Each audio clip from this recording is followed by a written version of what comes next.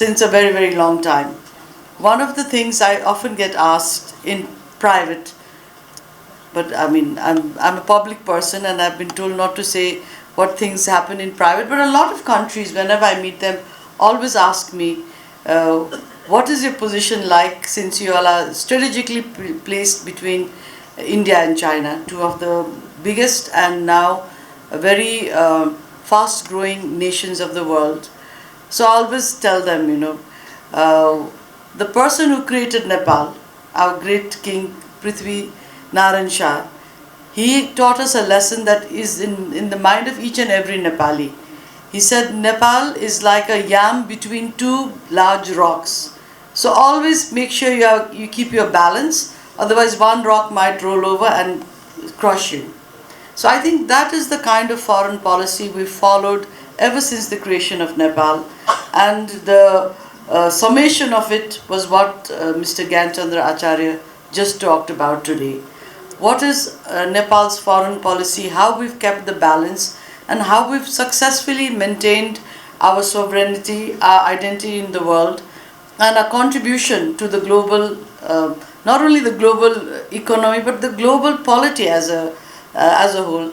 Because we are a valued member of the United Nations, we are a valued member of the peacekeeping, and we are a valued member of the whole world. So this is one of the things I've learned, because when I became a foreign minister, I really didn't know much. In Nepal, I guess in many countries it's the same. You become a minister and then you start learning. So you have to learn by instinct, but I guess I had a slight advantage because being the wife of a prime minister, I had some vicarious learning from being right next to him for many years. So it was a field that I, came into, but I always think maybe this has been the best ministry for me. I don't know how I would have navigated much more complex ministries, but the first day in office, I had spoken to the bureaucratic core of our staff, and I had said, I can only be as good as you are, because you are the people who are going to guide me. You are the people who are going to tell me what is the way forward for Nepal in navigating the diplomatic world. And precisely, it has been a good experience for me, because the Foreign Ministry of Nepal is one of the few specialized ministries. I don't know how it is to be any other minister, and I don't really want to also know, because I think it's going to be more difficult and more complicated. But the foreign ministry, each and every professional knows his and her job, because this is what they've been doing from the start of their career. And this is why Nepal has been able to distinguish itself, despite being a small nation, or middling-sized nation, as has been said by Mr. Acharya, in this world of superpowers, and in this context of a very geopolitically, let's not say fraught, but a geopolitically emerging world. And so what I would like to share is that part of the success that Nepal is today is also because of the role that has been played by the honorary consular corps of Nepal. I know you all have really put yourself out to promote our country, because getting the attention of far-flung governments to represent them as an honorary consul is not an easy task. Nepal is a small country, but all the people, all the countries that you represent, and all the ambassadors who come here, who are actually designated to Nepal, and some of them we don't have even designated ambassadors, but you are the people who are introducing Nepal to the world and introducing the world to Nepal. So the role that you all play has been a very good one, and I would really like to thank you all also for the support you gave us during the Sagarmatha Sambad. You were one of our key resources, though you may not have felt it, but whenever we discussed, we said, okay, having the corps there, the honorary corps of councillors, is very important for us. And thank you so much for the role you played there. You have been part of the success of the Sagarmatha Sambad, which we hope to make a flagship dialogue forum for Nepal every second year. And also, I could not participate in the economic forum that was organized by you all and our diplomacy, our economic diplomacy group, because I was not well that day. But I believe the outcomes of that was also very, very interesting, and it will help us to take the agenda forward. The global challenges which were been spoken about today by Mr. Acharya exist in front of us, and every day is a changing scenario. So how are we going to navigate this depends on the role that all of us play, each and every one of us. And also the fact that Nepal is going to graduate from the LDC in 2026. This is also where you all will have to play a very key role, and we hope to sit down and talk together with all of you about how to navigate this. And that just brings me to two more points that I want to say, because I think after that amazing keynote address, I don't think I have really much to say. The one thing that I would really like to reach out to you all is to organize with us every year a discussion forum on all the geopolitical issues, as well as the kind of representation that Nepal would like to see, and you all would like Nepal to see, as a forum that we will do every year. So that is something that I hope we can sit down and talk about together, to see what kind of a, not only the economic diplomacy part, but also an intellectual forum that is inside Nepal that we discuss about, and that will also help us to identify what will be the next theme of our Sagarmatha Sambad. Because not every year will our theme be what was our theme last year. What is the next focus that we want to look at? What is our future search? And I think in this room are some of the most forward-looking people in Nepal. You all have led in many fields. You are exposed to the world. So what could be Nepal's key message to the world every 2 years? I would like to invite you all to define that message. And I would also like to request you all to bring out the good messages that is Nepal. Because it's a very interesting experience as a political person. Of course, part of our job is to get praises, but also a lot of brickbats. So one of the brickbats I got recently was because I said, Nepal has progressed, and when I'm sitting in Putali Sadak, I looked out of the window and I saw people who are much better than the people I saw when I was a child. So the younger generation of Nepal, who have never seen the kind of difficult times that many of us in our 50s and 60s have seen, they thought I was speaking rubbish, or maybe I was in a dream and I was like, just saying this to make the government look good. But really the message from Nepal is a good message. That's why we are graduating from a least developed country into the next status.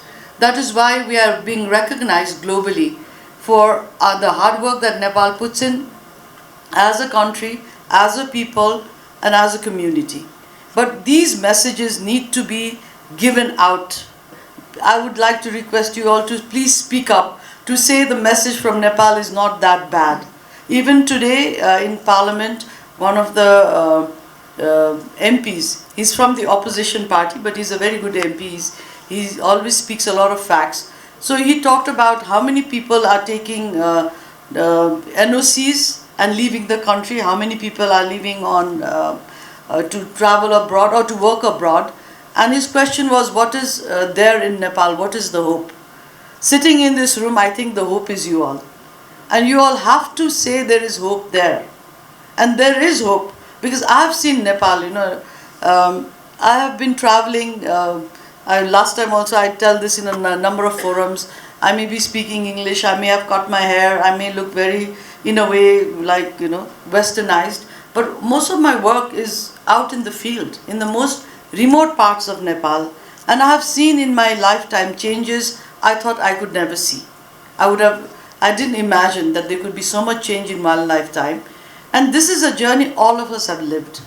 But the new generation, the Gen X, the millennials, they have not seen that. Of course, their hope for a better Nepal is a good hope. But we have to tell them that what is the road we travel to reach here, and what is the road they can travel. Their road to travel is not running away from Nepal. Their road to travel is making this country better. That is a message that I would like you all to give, because this is the message that you all have been giving, and that's why a lot of the people from other countries have trusted you to represent them here. Not only I don't think the representation, their interest is only to be rescued and taken out for a little meal or just for sightseeing. The representation is in Nepal. Your representation in Nepal is because they are really interested in Nepal, the country, everything about Nepal. So my second message, a request to you all is, please speak up. This is the world of social media. He just said, our keynote speaker just said, this is the fourth industrial revolution. Are we all going to join that? Or are we just going to say, oh, this is too modern for us. I can't understand this. And I don't understand AI at times. But it can be very, very positive, but it can also be very detrimental to you. So who are we going to let succeed in this country? The people who want to say positive things and stay ahead and steer the country forward? Or are we going to let only the naysayers take the floor? This is a decision that all of us have to make, because our futures are also tied to that. I know there are many things that we need to change, many things we need to reform, and the government, the current government, is working on that. And you all also have been part of that reform, because you all have also given us the suggestions. What are the things that need to be reformed so that Nepal can become a better country, where the economic growth can improve, where we can have a better work environment, where there can be better investments, and thus more people can stay inside Nepal. But that environment has to be created not only within the ministries and within your offices. It has to be created outside in the larger public, because all of us live in that sphere. So maybe I sound a bit, disheartened. I'm not disheartened. If I was disheartened, I would have not got out of bed after having 10 surgeries, and neither would have the Prime Minister. I've had 9, he's had 10 surgeries. But every day we are out there on our feet for Nepal. It's not that he wants to do something and I want to build castles. Our life has already gone for that. We are already, I think he's in his 70s, maybe he's less. And anyways, I'm in my 60s, so I'm assuming he's at least 5-6 years older than me. But the positive energy that you all bring to our country is something that needs to be out there, because creating that bigger environment is what is going to eventually take us to the goals we all want to reach jointly. Thank you so much for having me here, and I would like to thank Mr. Dhakal for his excellent stewardship of his year. He's one of the most positive people I've ever met. He talked about his life's journey. I was amazed. I don't know many people in Nepal. I know some of you living here, but I always assumed he must have inherited a lot of sampati and become this fancy rich guy. But he's worked hard through many struggles, and look where he's reached. And he has really, wherever we go, when we are abroad, I'm so happy to see him, because whenever there's a private sector event, then I think, oh God, who's there from Nepal, who's going to say something? But he's there with his real achievements, very tangible achievements, and he's done great work with us. He has helped us. He's helped the ministry and the government at every juncture in his 1 year of stewardship. Thank you so much for it. And I would also like to, the next dean, he's somebody I know from my whole life. I won't say how long I've known him, otherwise he won't talk to me after my speech. But I've known him since a very, very long time. So I won't say how long, but I'll say he's slightly older than me. But but I know he will also do a great job. And again, thank you so much for everything you've done in this 1 year, and the things you do for Nepal. And I would really like to thank everyone for inviting me here today, and best of luck to HCCN. And I hope we can work together to make Nepal a better and even more famous place. Thank you so much. For me to stand before you today as the incoming Dean of the Honorary Consular Corps, Nepal.